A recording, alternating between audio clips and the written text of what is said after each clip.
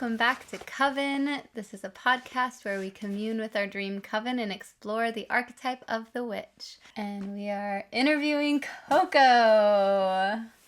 Gonna hear all about her story and her life and how incredible she is and why she's a part of our coven. You're so sweet. Do you have a magic moment you want to start with?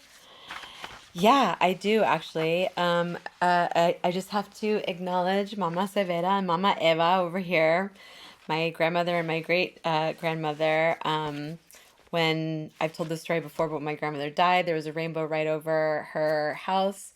And the day of the Saturn-Neptune conjunction, when we were pulling over and you were so sick, I felt so bad for you. But I wanted to wake you up when this happened, but I saw like 6 rainbows that day driving home, and it was beautiful because of the area that we were in, all the green and the rolling hills, and it was like I'd see one, a full one, and it was so close, and it was just beautiful, and then I'd keep driving, and then I'd see another one, and then a double rainbow, and I was like, oh, hi, Grandma. That's beautiful. Yeah, I'm sad I missed those. I love rainbows too.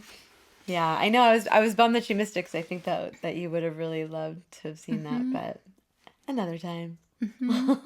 That's a really nice magic moment. Thank you. Well, should we start with your natal chart? Sure. Do a little deep dive. Yeah, I guess what are some points in your chart that you have always felt are especially significant? Always felt especially significant. My birth chart confused me for a long time. Venus in Capricorn in the 6th house makes perfect sense. I've been working as a hairdresser for 30 years. So Capricorn, work, 6th house, work, Venus, beauty. Uranus at the very base of my chart in the 4th house, which, represents the father typically. Uranus there, rebellious, extremely rebellious against the patriarchy and against my, the men in my life, except for the love of my life, who rescued me, but not like in the way that, not the Disney rescued. Sure. Different kind of rescue. I rescued him too, though. Yeah. And then Saturn in the 12th house, Saturn retrograde in the 12th house is like a motherfucker, like a critic with a megaphone. Chiron in the 9th house I've experienced as actually incredibly healing. I didn't think that I was smart enough to be an academic because my, super supportive stepfather / adoptive father, and I'm being sarcastic, always made me feel like I was dumb and could never, be an intellect. But I find academia to be like one of my favorite things in the whole wide world now. Aww. So fuck you, Rick. Yeah, that would be a really, it makes sense that like studying, gaining wisdom, like being in places where you're feeling like you're learning and getting higher knowledge is something that's directly healing to one of your deepest core wounds of inadequacy or intellectual inadequacy, and it's probably really empowering feeling. Totally. Yeah, 100%. I feel more confident now than I ever have in my life. And then Moon in Aquarius, yes, like I can be aloof. I can be I know systems. I can see things ahead of time, and sometimes I don't want to see it, but I just can't help it. I just see it. It's not like a psychic thing, although I do have a lot of that in there too. But I just can see point A to Z and how we're gonna get there. And then my stellium, honestly, is the most challenging part of my chart. Um, you know, fifth house also represents children, and I told you before, like, I'm infertile, I can't have children, you know, Mm-hmm. I always wanted children. But I have friends with children, so that's Mm-hmm. good enough for me. And I have stepchildren too, who Mm-hmm. are like my children I love dearly. Um, and then my Pluto in the third house in Libra, confusing. I was gonna ask about that, how you feel that shows up in your chart. I I don't I don't I don't know. I guess I'm still trying to figure it out. I mean, you know, I guess okay. Um, it's hard for me to say this, but I think that Chris will probably be like, why didn't you say that? Pluto, you know, third house is learning, right? Yeah. And transformation through learning. And so that's, you Yeah, know, my just Chiron. Yeah. another similar, yeah, to the Chiron placement. That Yeah. makes sense. Transformation through learning. But also third house is like siblings, cousins, it's like neighbors and like your immediate environment. It's like habits and things.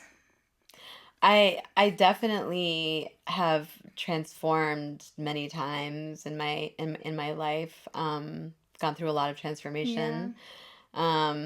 And I definitely feel more powerful now that Mhm. I'm educated, more Mhm. educated. So Yeah. yeah, but yeah, my IC too there at the very bottom, Uranus, you know, conjunct the IC right there at the base of my chart. I have a lot of ancestral work to do. Mhm. Mhm. And so that's yeah, that. And then Jupiter and Pisces in the eighth house confuses me too. And I don't Mm. really know what that's about yet, but someday I'll find out, I'm sure. You're confused by all of the ones that are aspecting your stellium, which is interesting. Not all the ones, but Yeah, Jupiter is only pretty much aspecting, well, Saturn and I guess my North Node or yeah, and Neptune, Neptune. yeah, Yeah. and Mm-hmm. Mars, like loosely. Um, Yeah, I got a reading from Lily Falconer one time, and she just looked at my chart and straight up said, "You're a witch." well, yes. Well, okay. With that in mind, talk about your Lilith moon. How does that show up for you? You have an exact Lilith moon conjunction. Yeah. Um, uh, you know, being a feminist brings me great comfort. Yeah. I feel validated when I read feminist theory. Um, I, yeah, yeah, that's and you know, more rebellion because it's trining my Uranus, so those two work together. They're Hmm. like, fuck the Yeah. patriarchy. Yep, that makes sense. Do you find yourself often find like seeking to be on the outside of groups or on the outside of people? Like, do you find yourself finding comfort in being different and being an outsider? Oh yeah, I've always been like the black sheep of my family, and Mm-hmm. like I mean, you know, in 1989, I before anybody had anything pierced, I pierced my own nose. That's in high school in the bathroom during Yeah. lunch break Yeah. one year. I always dyed my hair crazy colors and um this reality that we're living in, there was something inside of me that always told me that it's just bullshit. Yeah.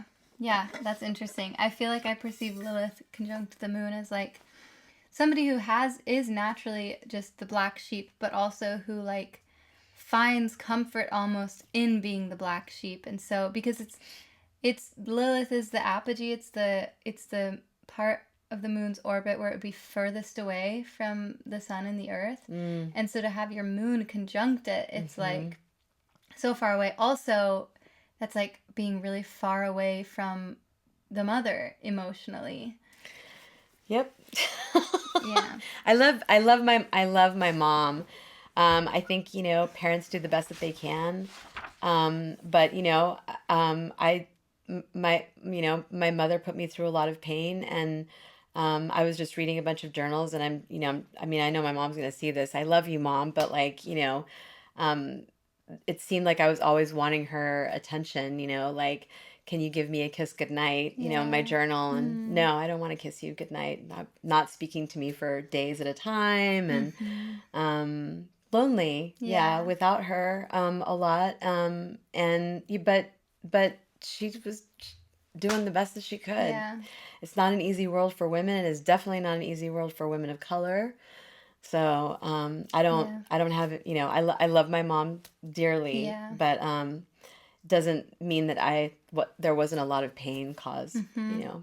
Yeah. Yeah. That's interesting because also in Aquarius, there's so much of that moon placement is so powerful and so potent. I feel like in your chart of like finding comfort in that outside and like, okay, I'm not accepted, I'm not going to receive the nurturing that I need, and so you find the nurturing and the comfort in being outside and being removed. Yeah, a cold stone floating in outer space. That is definitely me at times, and yeah, I do find comfort there. I find comfort in solitude and being alone and away from people.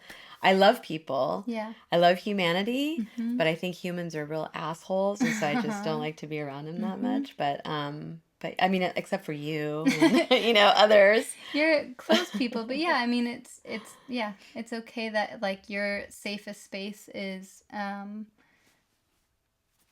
sort of removed, like needing to have that to feel, to recharge, to feel. And nerd out. Yeah, that Mm-hmm. makes sense to me. Your stellium, I feel like stelliums are always confusing when there's a bunch of planets grouped together because all of the energy gets sort of muddled with each other. Yeah, and I have a Mars. I have for those of you watching, it's Mars, Neptune, North Node, Mercury, Sun, and even, Venus is there Mm-hmm. too.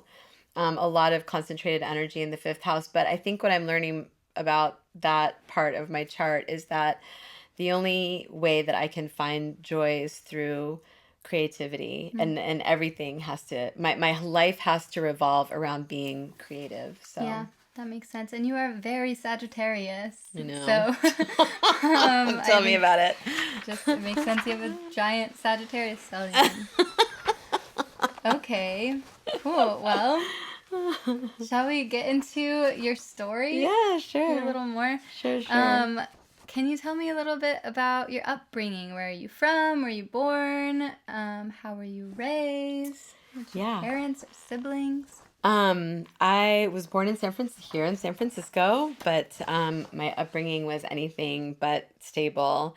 We moved constantly when I was a child because my parents divorced when I was 4.5, and after my biological father tried to take me away from my mother, not because he wanted me to live with him, but because he didn't want to have to pay child support. My mom fled to the other side of the country, and we ended up joining some religious organization that some might describe as a cult. We lived communally with other members, and we witnessed in the streets. And, my mother and I have this joke because I used to tell people that we were in this cult and we used to live in tents and take cold showers. And that's not exactly true, but we definitely did not live like a normal life at that point. And then we moved to Virginia after my mom decided that she wanted to marry her second husband, who she's currently married to. That was my adoptive father. He's a Marine. This was just you and your mom. You don't have any Yeah. siblings. I do have siblings, but it's complicated. It's way too complicated to get into here. Because I But yeah, I realized in do. writing this, I was like, does Coco have siblings? I have 3, but it's too complicated to get into. Okay. I'm my mom's only child. Okay. Yeah, but I have other siblings. Okay. Yeah, from my adoptive Yeah. father and from Okay. my biological father. But you're your mom's only child. Yeah. So we moved to Quantico, Virginia, and lived there. And then we moved to Spain in 1986 and lived there until 1989. And then in 1989, we moved to Sacramento And I was there until I went to Berkeley. So I moved to Berkeley for 2 years, got my degree in gender and women's studies, and then back to Sacramento. But we're trying to make our way back to the East Bay. So, Wow. yeah. All over. Yep. It's so fascinating. And again, every time I talk to you, I learn more about your story. I didn't know about the cult in childhood. Yeah. That's I really mean, I don't know if my mom would call it a cult. Other people have called it a sounds cult. like a cult. Again, most things are cults. Yeah. Yeah. Interesting. Okay, well, so what were you like as a child? How would your mom describe you? Well, as a child, I was quiet. I was the opposite of what I am now. I don't know what happened. Like as a child, I was quiet. I kept to myself. I played by myself. You know, I just learned how to be alone, I guess, because I was kind of sort of an only child. And then so yeah, I guess that's how she would describe me. But my my intellectual and spiritual foundation was fragmented because of all of the moving around. I was in 6 different schools in 6 years because of like just moving around. Yeah. My mother is brilliant, and my adoptive father was in his own way an intellectual. He was conservative and articulate,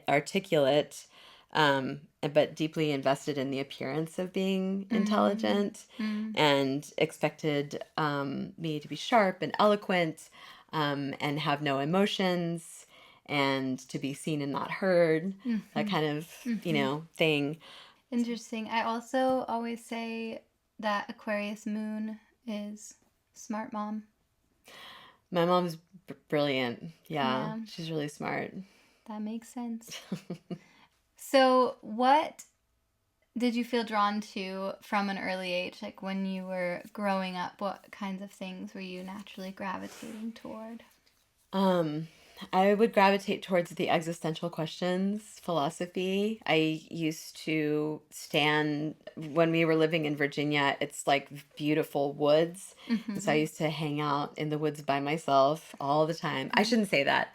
My cat Ernie that I had for 18 years and my dog Julie that I also had for 18 years were always nearby and with me, but I used to spend a lot of time in the forest and alone, and I used to think to myself, like, what are we doing here? Why are we here? I can't wait till I find out, like, why we're here and why we exist. So that just gave me a flashback of also being that way as a kid, and this is so random tangent, but that gave me a flashback of sitting on the toilet as like a 7-year-old and like being able to go outside of my body and look at myself and be like, who is that? Who am I? And having this like really intense question of who am I? What is this, from such a young age? Yeah, that's how I felt. I was kind of like, what am I doing here?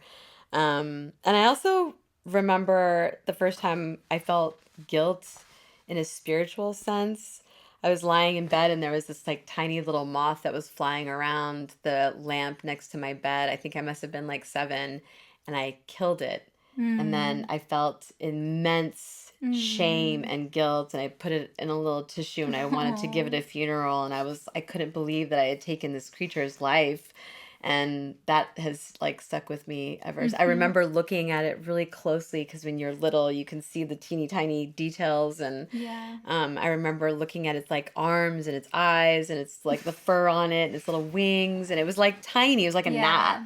But I was like, how could I have done that? You know? Aww, that's really sweet. So. So you were drawn to existential things and just like life. Okay. I know that you have a very unique experience with your name. It's a really fascinating story. Can Can you tell me about that journey? Maybe you can go into it in as much depth as you want, but I think it's a really powerful and wonderful story. Thank you. Yeah, so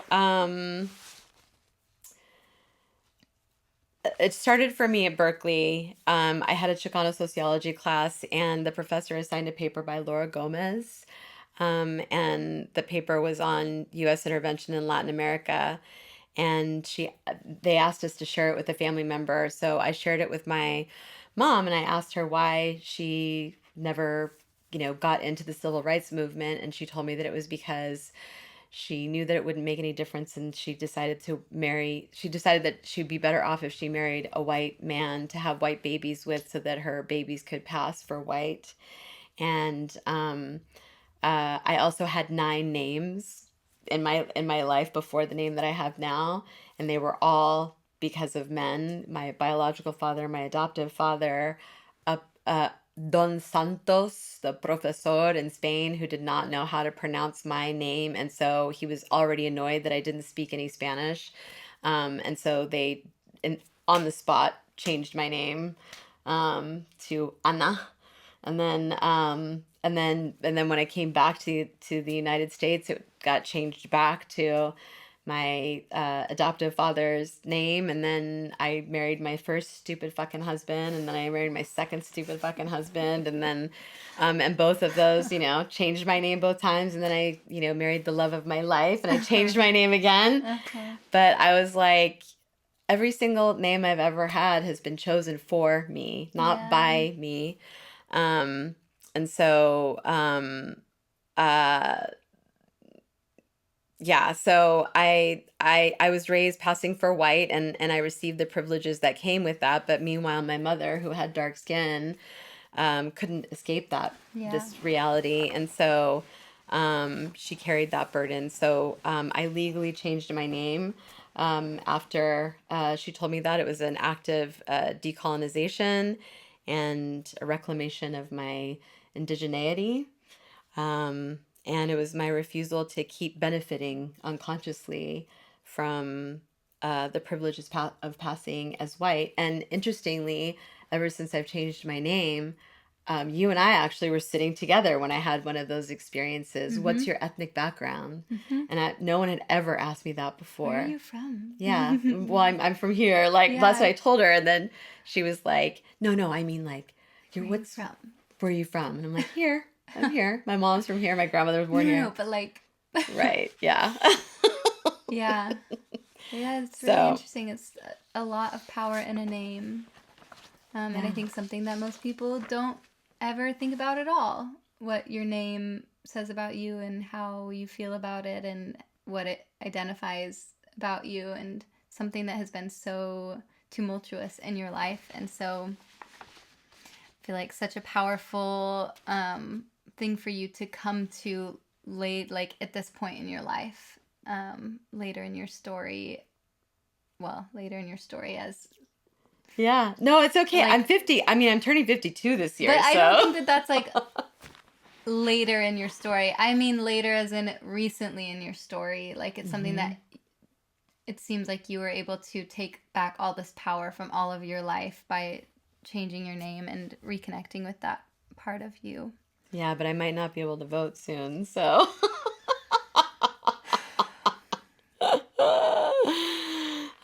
It's all crumbling anyway. Yeah. None of us are going to be voting soon, most likely. Yeah, it's true. So you have been a hairstylist most of your life, and I'm really curious about what got you into that when you started that journey, where you found it, and I guess your career. Like, what did you see for yourself as your career growing up, and then when did you go into hair? Like I said, I never thought that I was smart enough to ever get a college degree, just because of my, super supportive adoptive stepfather.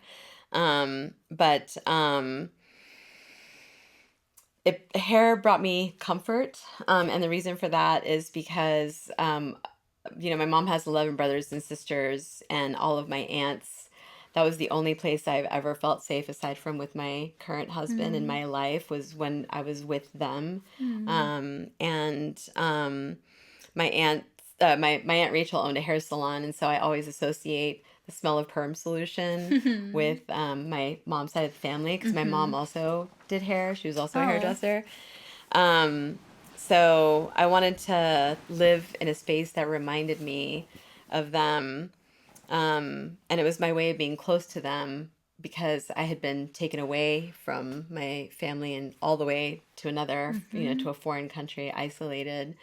Yeah, at that point in my life, I didn't, think of myself as someone as smart enough for academia, and I didn't imagine that I could go to school and thrive there. And so and I also, felt like I wanted to do something artistic. I didn't think I could sit in an office. And so I decided to do hair because it was accessible. But I do have to say, it is extraordinarily difficult work. Of course. And it's intimate labor, it's service labor, it's physical labor. We spend long days on our feet, and people are such assholes to hairstylists. And we don't make that much money.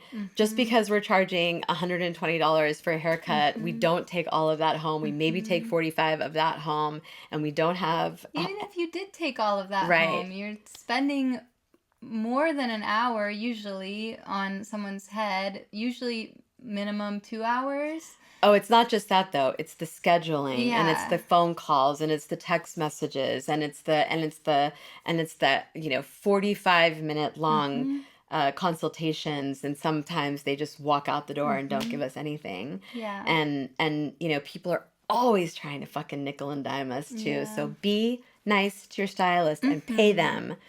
They make the world go round, and they heal people's souls. We do a lot. Yeah. That's really special. I don't think I'd ever heard that side of that story either. At what point did you first feel drawn to feminism and decolonial work? Kind of answered that a little bit, but... Yeah, when we were talking about Gloria Anzaldúa, I think I was embodied being a feminist before I even knew what it was. I think I told you that I went and looked at a bunch of my journals from I had 20 journals that I went through, and I was reading some of my entries. And in 2001, only 3 months into my first marriage, I was already writing about being objectified by men and about the way they stared at me and about the performance of sweetness while internally raging. And I bought the book, The Feminine Mystique, but I did not understand a word of it. I was reading it and I was like, I don't know what this means. Hell yeah. And then at Berkeley, Dr. Barbara Barnes, my feminist theory professor, really... that's when feminism got really driven home for me. And then decolonization came into my conscious awareness during that sociology, Chicano sociology class that I was telling you about. And also I had a Chicano art history class. The conversation with my mother and about her survival strategy of marrying white, and both of those awakenings were sharpened at Berkeley, but it was already in me. And theory just kind of gave me the language for it. Yeah. So and that leads into the next question, which is when did you first dive into your indigenous ancestry? My mother has always been obsessed with our ancestry, so I'm always getting stuff from her about my grandparents and their siblings and second and third and fourth cousins. But I really began to understand my roots in that, again, in the Chicano studies.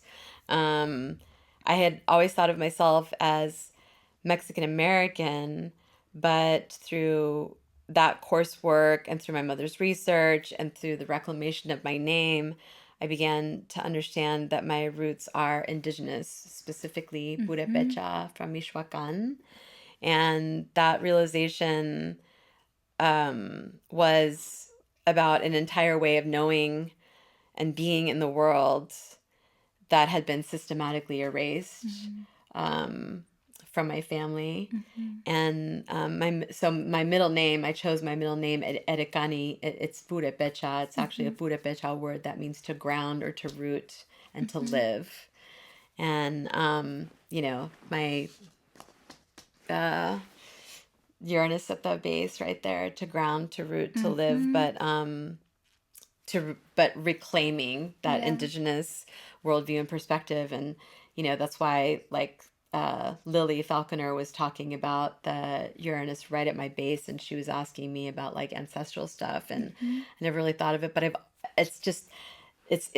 this is like why I love astrology so much in the universe. And it's something is like drawing me to decolonial work. I can't help it but be into it. Yeah, I mean, it's probably your indigenous ancestors drawing you into it to be like, remember. Oh yeah, big time. Are. Yeah. Socorro, tell me that name. It just means help, like Socorro, like help. But I just really liked it. And beauty college, they called me Coco. And so it was either Socorro or Esperanza.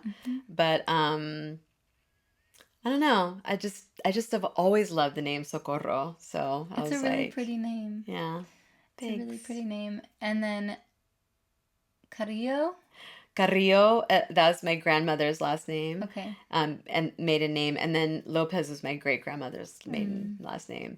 And like my mom, when she looks for stuff like that has to do with like my grandmother, my great grandmother, there's like not a lot about them. Of course, there's stuff about my grandfather because he's the man. Yeah. And so I'm like, fuck all these men. Yeah. It's true.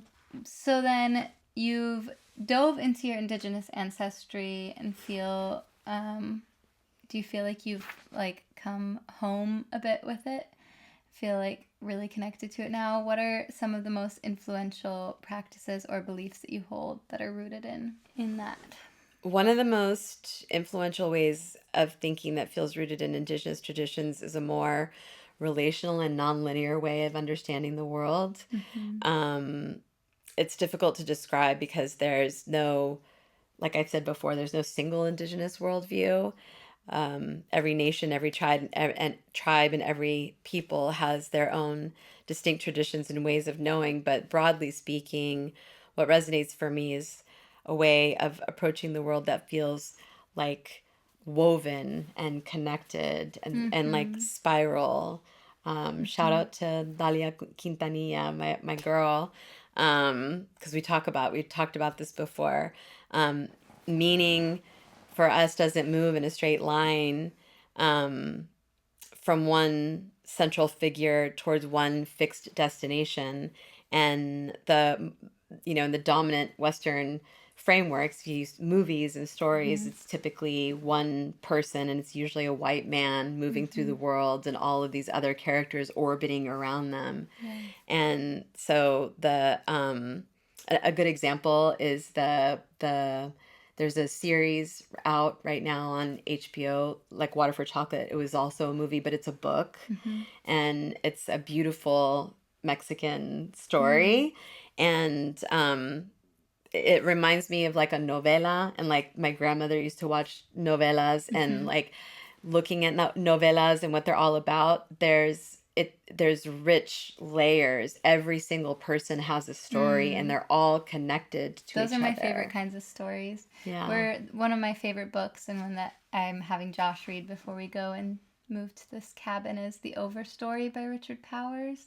Oh, I've never heard of that. It's so beautiful, but it's exactly that kind of story where there's not a protagonist. There's a bunch of different characters with all equal importance and they all have intricate backstories, and then it's like told sort of from the perspective of trees throughout these people's lives. Oh my God, beautiful. Together in a really beautiful way. And those are the best stories. And there are main protagonists in like Water for Chocolate, but but they're not the the connections that they make to other people, and those people's backstories are just as much a part of the protagonist story. There's no, token anything. Yeah. Everybody has a rich story that is meaningful, and they're also archetypes. All the archetypes, in Water for Chocolate, Chris and I have been watching, and it's beautiful. And Tita, the main character, she's in love with Pedro, and their love is like fire. It's heat, and they had known each other since they were children, and it was remember the first time you ever felt those feelings? You're like, whoa, what is this? This is crazy. I can't believe I'm feeling this. And then a lot of shit happens. Watch it. It's great.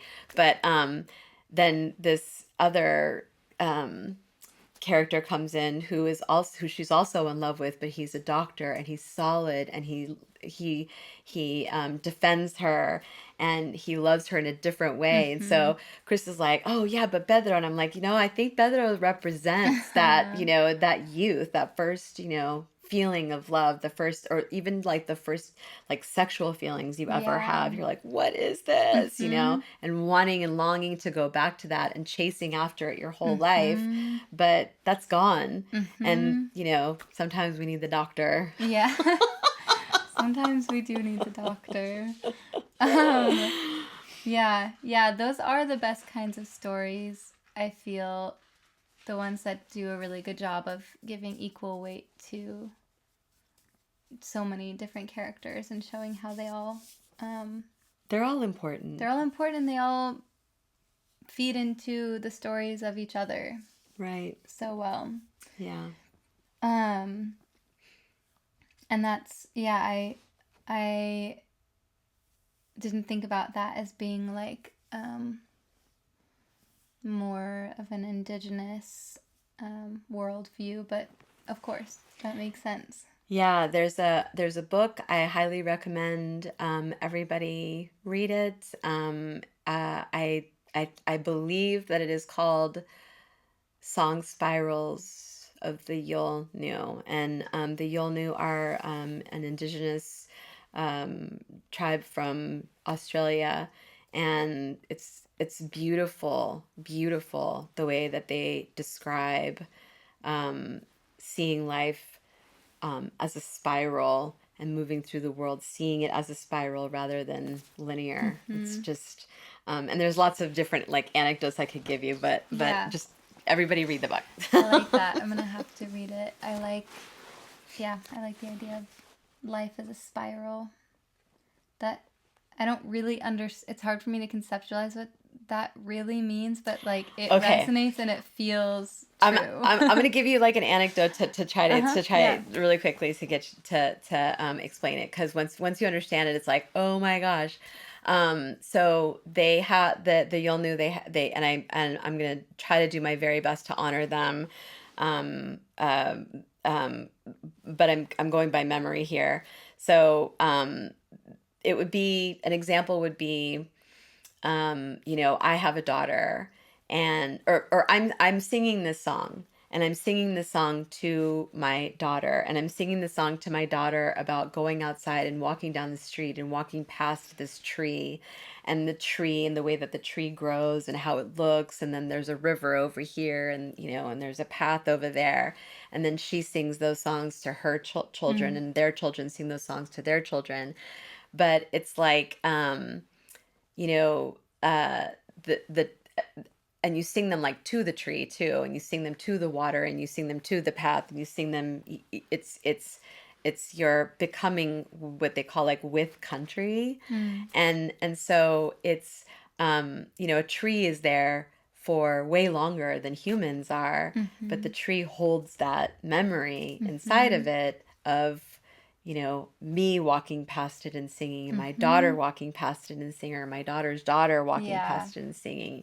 And so it's like, it's rather than it being like linear, I born, I live my life, I die. It's like, no, it's I'm a part of a a woven Yeah. fabric of song that has gone through time. So I'm connected to a million years ago because that song has been sung over and over and over and over and over again.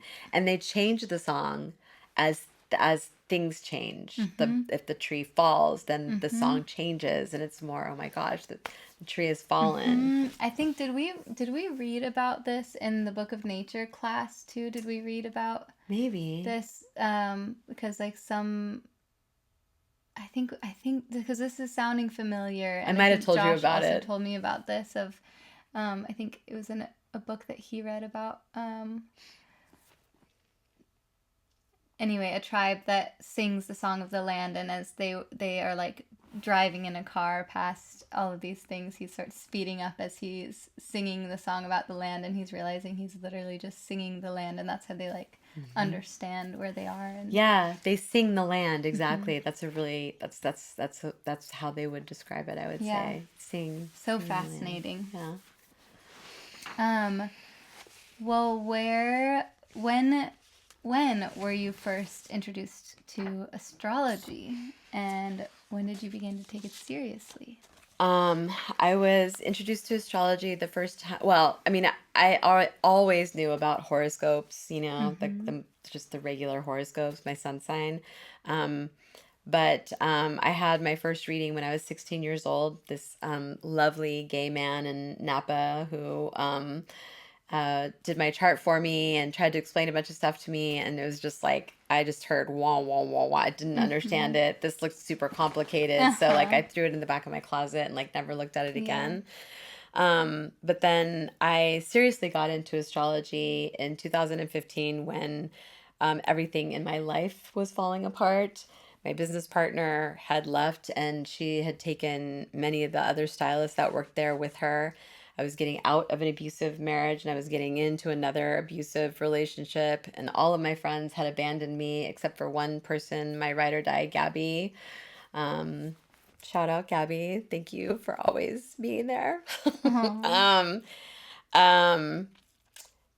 Yeah, she owns the salon now too. So anyway, that I used to own, but I was in a crisis and I didn't have anywhere to turn. So I just started looking at tarot and I started pulling cards every single day.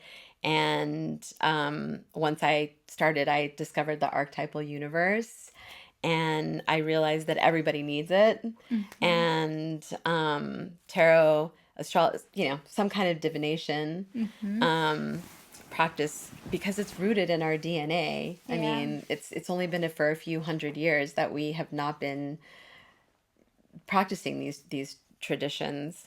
And then COVID hit, and my salon that I owned shut down for a year, and I was home watching everything happen. And I'm in Sacramento, and there was a lot of protesting happening, so there were always helicopters over, and it became terrifying. And Chris was, he's a pharmacist, so 12 hours a day, that was home alone.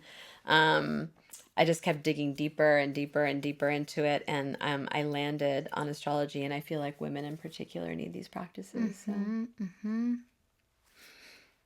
Definitely. When did you start to... I said when did you start to make the change from the beauty industry to academia, but I know you're still actively in the beauty still doing industry. hair. But when did you decide that you wanted to sort of transition? Speaking of my Aquarius moon, my Aquarius moon, and anyone out there with Aquarius placements will know exactly what I'm talking about. We see systems, and I saw what was happening. I feel like I saw COVID as a catalyst to some other things happening, and I told my husband, I see the dollar losing its value. I see concentration camps in the United States. It sounded crazy at the time, but here we are. And that's due to the Aquarius moon seeing all these systems. Yeah, COVID was the impetus. And I remember watching a State of the Union address when Biden was still president, and Biden walked in and everybody was clapping, and there's a lot of things that the elites do that we're like unaware of or whatever, but it felt like some sort of like initiatory ceremony to me, and it looked pretty dark. I could feel that energy, and so I, I, you know, I knew oppression was going to make a comeback, and I had a feeling that we were moving into an authoritarian regime. I told Chris, I need to sell the salon. I need to go back to school. I need to get an education, and I need to fight for the rights of the oppressed. But I also wanted to challenge myself because I was sick of feeling bad about myself.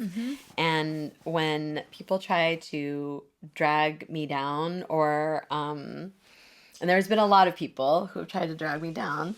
My ex-business partner, when she left and called every single other stylist that stayed and tried to convince them to move, she left and just tried to burn it all down to the ground. My Mars got activated. There's if you it's really interesting.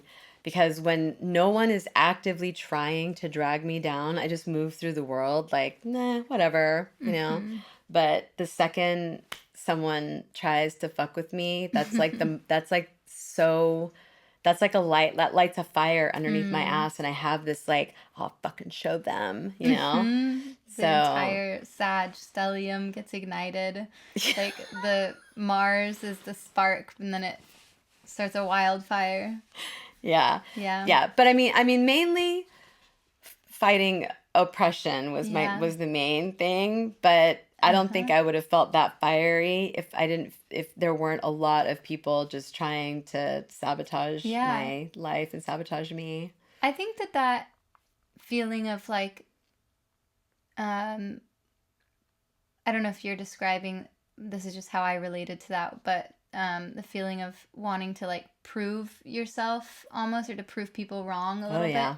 I think it's not like a healthy core motivator, but I think that it can be really helpful in like getting us out of a sticky situation or out of a rut of like. Yeah. And I was definitely in a really bad place. When Chris and I got together, we were both like in really bad places. Like, not, I mean, when I say that, I mean like we had been beaten down by the world. And so I was, my motivating factor was to, obviously fight against oppression, especially for women and women of color in particular. But there's also you want to fuck with me? Well, fuck you, like that kind of thing. Well, and you are also a woman of color that you are fighting for. Yeah. So I think it is that too, of like, you're trying to empower people like you. Yep. And you are also that. Yep. So you are empowering yourself along the way. And part of that is being like, no, fuck you. Yeah. This is who I am. Yeah. Yeah. Yeah, I definitely. It's not my motivating factor anymore. Yeah. As a matter of fact, like I have to really do a lot of self-motivation these days. Yeah. But I mean, it was a good thing to like push you in a direction, and now you do know who the fuck you are, and you know that you don't have to prove that to anybody except for yourself. Yes, exactly right. Yeah, exactly right. Are there overlaps that you've been finding between the hair beauty industry and academia or astrology? No. None? No. That's funny. No. People come in to the salon to talk about, their husbands and their boyfriends and their kids and their girlfriends and their bosses and their nobody comes in there to talk about intellectual shit. But like, I mean, like the lessons that you've learned, or like the skills that you have from hair and beauty. Oh yeah. Do you feel like there's overlaps? Okay, so in that regard, yes. Like I see a lot of women. I see a lot of women's oppression in the salon. You Mm-hmm. know, sitting, staring at themselves in the mirror, trying not to cry. You know, maybe it's like a cancer diagnosis, maybe it's husband left or husband found out husband's cheating a lot. That Mm. happens a lot. Um, just kind of taking all of that in over the years, realizing more and more and more like how oppressed women are. Mm. And so that was that I think is a part of like the embodiment of feminism for me Mm-hmm. that was like in my body before I studied the theory. And a lot of that was because of what I was Mm-hmm. witnessing in that industry. It's the beauty industry, you know, Yeah. so it's all about superficial bullshit. Yep. I mean, okay, I don't want to offend any of my, you know, any of my coworkers or Gabby or anybody else who does it. I think that I love doing hair and I love, you know, making people feel good about themselves. And I Mm-hmm. love like helping to curate how people want Mm-hmm. to look, you know, but what I don't like is the patriarchy that's in Yeah. there and the capitalism that's in there. Totally. So I'm always trying to tell my clients like I want to give you a haircut so you don't have to come back for a year, so you don't have to pay me that money, you Mm-hmm. know. So stay away from the chemicals, stay away from Mm-hmm. the flat irons and the blow dryers, and just be natural. And don't Mm-hmm. who cares if you have gray hair? Gray hair is beautiful, Mm-hmm. you know. But It's anyway, true. yeah. So Yeah. You have talked before about this isn't one of the it's questions. okay. Sorry, putting you on the spot, but you've talked before about hair as like I just have really liked how Holding you've memory. yeah how you've Hmm. talked about hair energetically and holding memory and yeah, I can't remember if there was more to that, but can you talk a little bit about that? Yeah, I mean, hair does hold memory. It holds time as well. I mean, I still actually have like maybe a couple of inches left at the very ends of my hair from COVID when Mm. I was like feeling really, really, really shitty about myself. And every time I look at those pieces there at the bottom, I'm like, wow, you know, come a long way. 'Cause our Mm-hmm. hair grows like half an inch a month. But there is like I guess like a spiritual element to it, but it's so deeply buried under patriarchal Mm. norms and capitalism and the beauty industry, you Mm-hmm. know. So I would love to help to be a part of like transforming that industry. But we'll see. Mm-hmm. Well, you give really good haircuts, Thank you. so I think that you are actively transforming the industry, and I feel like just the kind of person that you are as like a safe space for someone to get their hair cut with. I don't know, I just feel like it would be an honor to sit in your chair. It is an honor to sit in your Aw. chair. I've been there. Aw, you're so sweet. You got your undergrad from Berkeley in Women and Gender Studies, and I Hmm. know that you wrote a pretty sick honors thesis. Can you tell me a little bit about it? Yeah. It's kind of like what we were talking about earlier with the fire being lit under my ass because of my, you know, people trying to sabotage me. I know I've told this story many, many times about the professor, the astronomy professor that was, you know, basically, I think is sold to every Berkeley student that goes there. You really need to take this astronomy class because Mm-hmm. it's really good. But seeing him talk about astrology and literally use the word crap when Mm. he described it, I remember being stunned by the certainty of it when he said it. He must know And so much. what was He that? must know so much Oh, about yeah, it. he must know everything about it. Yeah.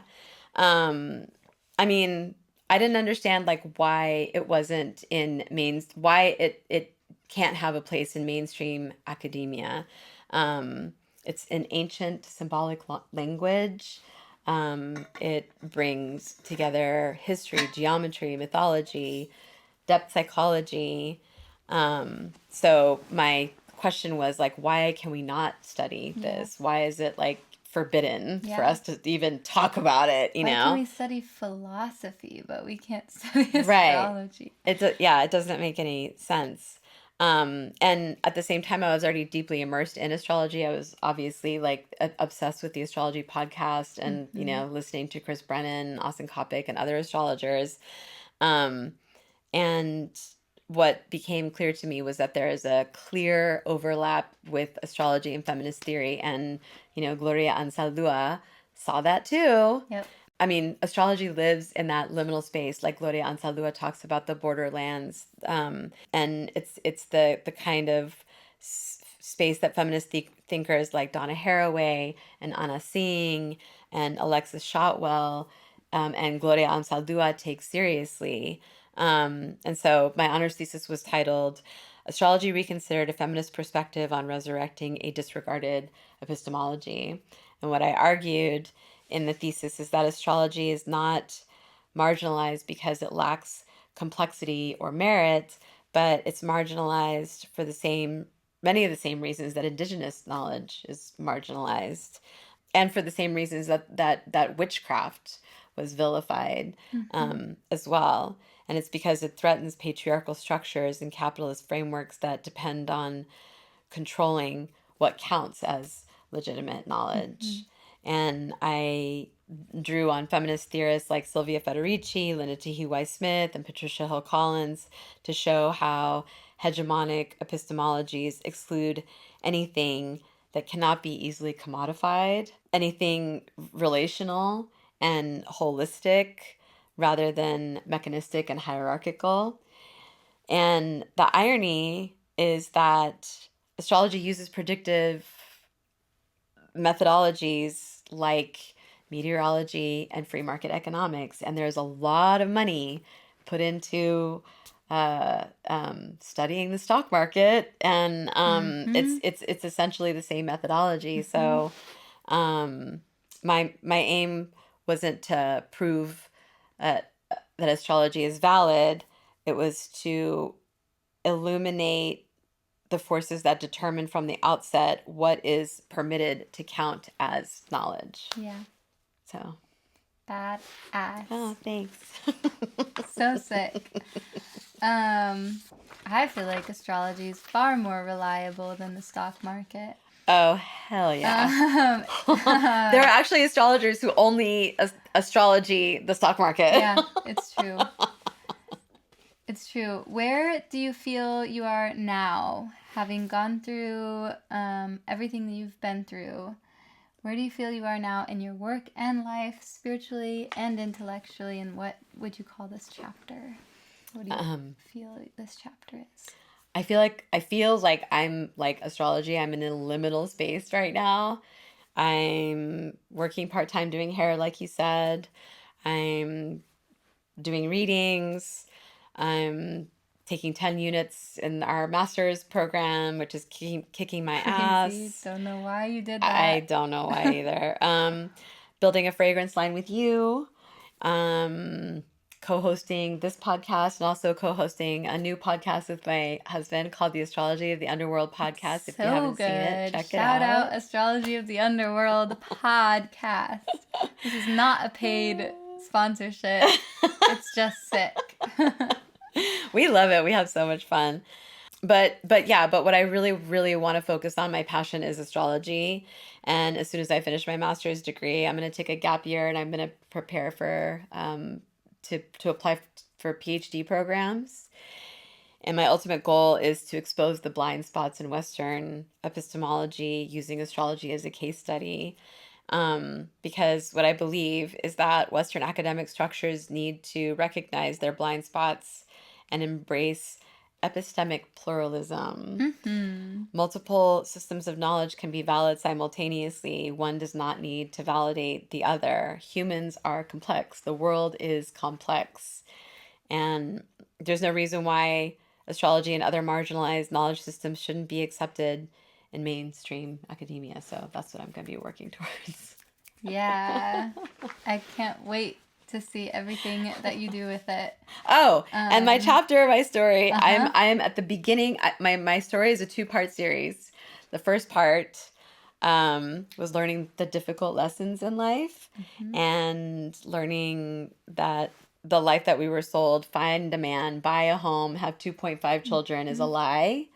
And I spent the first half of my life getting those difficult, challenging lessons. Like I wrote here the Golden State Killer calling my house and moving to Spain at 11 and being sexually abused on a daily basis, and 2 abusive marriages, and my business partner abandoning me and losing my ability to have children. All of it. That was the first part. But now that was that, and I'm in part 2, and part 2 is about change.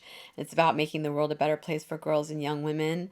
Like my friend Gabby's daughter, baby Grace, I think about her all the time, and I think about the future of this world, and it terrifies me, and I don't want young women to have to endure even half of the abuse that I've endured in my life. Yeah. So, yep. So amazing. Very powerful, and the world is lucky to have you. Oh, thank you. It's Well, I have to say really fast. I have to like say thank you to my husband Chris, because I found Yeah. safety with him, and before him I was like, what's the fucking point? There's no, but we're both Gen Xers, and so like we were raised by boomer parents who treated us like shit basically, and didn't know how to make us feel safe, and I never felt safe anywhere in any environment my whole entire life until I was with him. And it's amazing like what being in a safe environment can do. It makes you fly. So that's where I'm at right now. I'm in the second chapter of my life, and I'm flying. That's amazing. I am also excited to fly again. I feel like I did feel that. I have felt that with Josh, the incredible safety, but in a way, the incredible safety also, it's like for the first time ever, I can rest. You can breathe. Yeah. Where before it's just been like, and now it's like when I can rest, I just want to only rest. Oh, Chris and I have been married for almost like 8 years, and we've been resting a lot. Like, I mean, we've been like recuperating our souls, resting our souls. So yeah, you should give yourself that. Yeah, it does feel like it's like, oh, I can rest now. Oh, I can. Oh, we can. I don't have to stress out about everything. Now? Oh. Yeah. Yeah, it's really interesting. I love that for you. What do you hope to leave behind with your work? What is your legacy? I want marginalized communities, especially women of color, to feel empowered, and I want my work to help women to trust their intuition again. That's the most important thing to me. I want them to return to ritual and to divination and to the wisdom that's inside of their own bodies, which we have, been forced to disconnect from by the patriarchy and capitalism. And I want women to feel strong. I want women to be in charge. And I don't mean like a hierarchical system like the way that we have now. I mean a more relational spiral perspective on life, like I was talking about earlier. Yeah. So yeah. Why do you find astrology to be important today?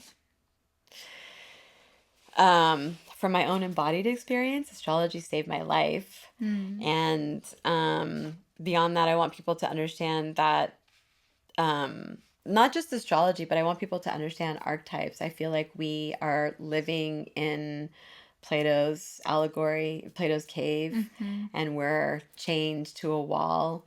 And every now and then we catch a glimpse of what's really out there. And I think of Goethe's methodology, Urfanomen. I always use a rose as an example of, in modern science, if you want to study a rose, you pluck it out of the ground and you take it into a sterile lab and you cut it up and dissect it and you find out like the chemical composition or whatever. But Goethe's methodology is sit with the rose, return to the rose, watch the rose bud and bloom, see all of the things that are around the rose, the trees, the bees, the birds, the sun, the water, the ground, everything. We talked about this before. If it's almost like we approach life with like just a small section portion of our humanity rather than with our full humanity. I think that astrology is a gateway to the archetypes. Yeah. And it's incredibly healing. And Delia Shargel in her essay talks about it, and I'm going to butcher what she said, but she, the way that she describes astrology as a way to actually look at like our shadow selves without feeling pain or guilt or someone pointing at you and saying you're fucked up. It's more like, oh wait, we're all fucked up. Yeah, that's a really good point. It is a really easy way to be able to observe our shadow on paper, and then when it pops up, that has been how it's been one of the most helpful things. One of the ways it's been the most helpful for me is when I'm really triggered, or when I am like embodying my shadow a lot, I'm able to pinpoint exactly where that is in my chart and be like, this is what is being expressed right now. And it does give you a moment to be able to sort of step back and see it from a bird's eye view and give yourself grace and patience and be like, there it is. Hello. Yeah. Like what are my we learning? Saturn in the 12th house retrograde, the critic with the megaphone. Every time I hear it, I'm like, oh, I call him George. There's George. That's hilarious. Go away, George. Nobody wants you here, George. That's funny. What do archetypes feel like to you? Like we always say, they're hard to explain. Yeah. But I will try. One time, I was on mushrooms with my husband, and we were being intimate, and I felt like I suddenly stepped into the archetypal world because he looked like a god to me. I told you this story before. He looked like strong and beautiful, and I thought, oh my God, I'm seeing the masculine archetype right now. I'm experiencing the god masculine archetype, but they're not one-dimensional. And Kim Krantz, who we've used her deck before, she has a beautiful description of the father archetype that captures what I mean. And I wrote it down. Not the whole thing, but can I just read like a little bit of it? Okay. The father, the great father, the masculine, the protector, alongside the mother. The father resides in the central axis of the archetypal family. The father embodies both light and dark aspects of the masculine. Thus, he is infinitely dynamic and complex. His energy is strong and regal, embodied in such virtues as honesty, wisdom, and loyalty. Yet, ironically and simultaneously, the father is often absent, literally or emotionally. Through absence or action, the father eventually reveals that he is neither a king nor a god, but a human being with many flaws and wounds. He is both the guardian and the one who leads us to the wolves. And I feel like I've experienced both of those archetypes. I've experienced the guardian with my husband, but I've also been abandoned by every single man that I've ever had in my life. My biological father, my adoptive father who abused me, my ex-husbands. So I know both the light and the dark. And I see archetypes everywhere now in my animal companions, the playful archetype and the beauty archetype, and in my friends, Gabby and Rebecca and baby Grace, the beauty that they're woven into everything. And that's what I was talking about with like, every now and then we catch a glimpse of it and almost in the corner of our eye. Yeah. That's beautiful. Are there specific archetypes or myths that you find yourself relating to more than others? Yeah, the wild woman, the witch, 100%. I'm reclaiming forms of knowledge that have historically been forbidden. I'm getting back into, indigenous ways of knowing and my intuition, feminine intuition. And there's also that defiant current that's running through all of my work. It's like funny. It's almost like I don't even realize it myself, but when I talk to some of our classmates, they kind of joke with me too, like, oh, here comes the feminist, the one who's always going to be like, fuck the patriarchy, down with the patriarchy. Yeah. And I just can't help it. That is your lane. That's your passion. That's your focus. Yeah. I relate to the wounded healer too. My pain is my medicine. Lilith too. The priestess and Persephone as well. I've had a lot of underworld visits. I was gonna say, I feel like high priestess with you, especially in your academia era. I feel like you're stepping into this high priestess role. Oh my God! Thank you for saying that. I definitely see that for you, and I that is one I feel like I always strive to be high priestess energy as well. You said some that I wish that I had included in mine too. The wounded healer, also relating to that one. Yeah. Well, how would you define the archetype of the witch?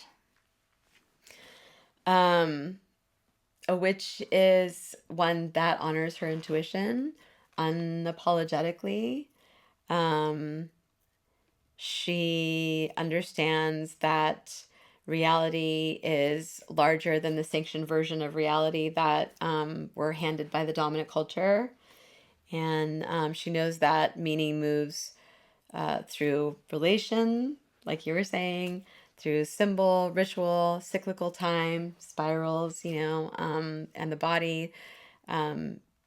She knows that knowledge doesn't just live in institutions. She's a keeper of marginalized knowledge systems, and she knows what dominant culture dismisses is often precisely where the deepest insight resides. Yeah. Yeah. Totally. Do you identify with the archetype of the witch? I 100% do. I am a witch. I practice divination daily. I cast charts. I work with archetypes. I honor intuition over institution. I'm a witch because I believe in a world that we're trying to build, the world that, a world where women are able to trust themselves and indigenous ways of knowing are honored and multiple epistemologies can coexist and the feminine is no longer suppressed but centered, protected, and celebrated. So I am a witch, full stop. Hell yeah. Well, Coco, welcome to our coven. Yay! It's official. Yeah. Thanks for being here. Yeah. Thanks for having me. Thanks for inviting me. I don't know. I don't know where I'd be if I didn't know you, Jenna. Aw. You would be exactly here in another context. You would always be doing this. And same. Likewise. Who would be your first person that you would want to talk to? Oh, Ana Mendieta. I'd go make a beeline for her and Gloria. Yeah. And the one who I can't remember her name. Sor Juana de la Cruz, yeah. All of my Latina babes. Yep. Yeah. So, yeah. I would want you to talk to Maria Sabina, too. Oh, yeah. Oh, my gosh. Yes. I feel like, I don't know, there'd be a special soul connection there. Yeah, I think so, too.